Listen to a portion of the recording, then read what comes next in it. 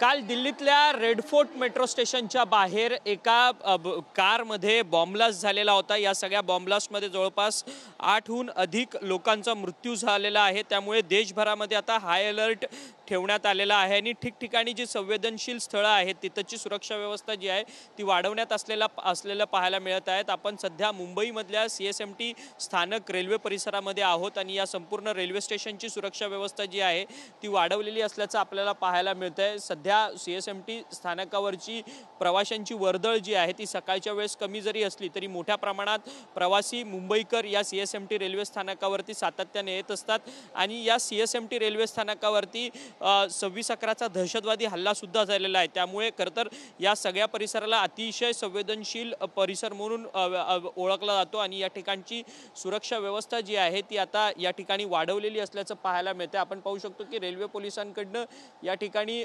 जे रेल्वे मुख्यालय आहे मध्य रेल्वेचं त्या ठिकाणी जाण्याकरता बॅरिगेटिंग देखील लावण्यात आलेलं असल्याचं पाहायला मिळतं। त्याचसोबतच इथचे स्थानिक पोलीस, रेल्वे पोलीस असतील, GRP पोलीस असतील, मुंबई पोलीस असतील या ठिकाणी तैनात आहेत आणि रेल्वे पोलीस जे आहेत RPF जे आहे ते प्रत्येक या रेल्वे स्टेशनवरती गस्त घालताना आपल्याला पाहायला मिळतात आणि जे रेल्वे प्रवासी जास्त काळ थांबून आहेत त्यांच्याशी देखील या ठिकाणी त्यांच्याकडनं चौकशी होताना सध्या आपल्याला पाहायला मिळते।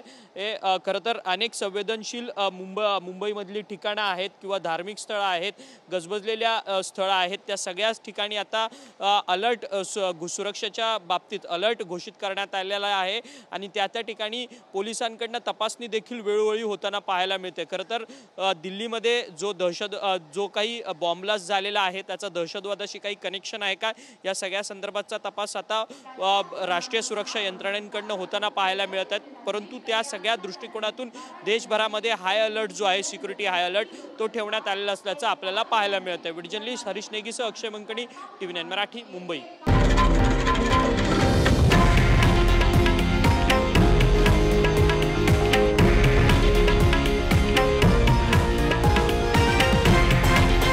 हे आहे देशातील नंबर 1 न्यूज नेटवर्क आणि आपण पाहत आहात TV9 मराठी, एकमेव।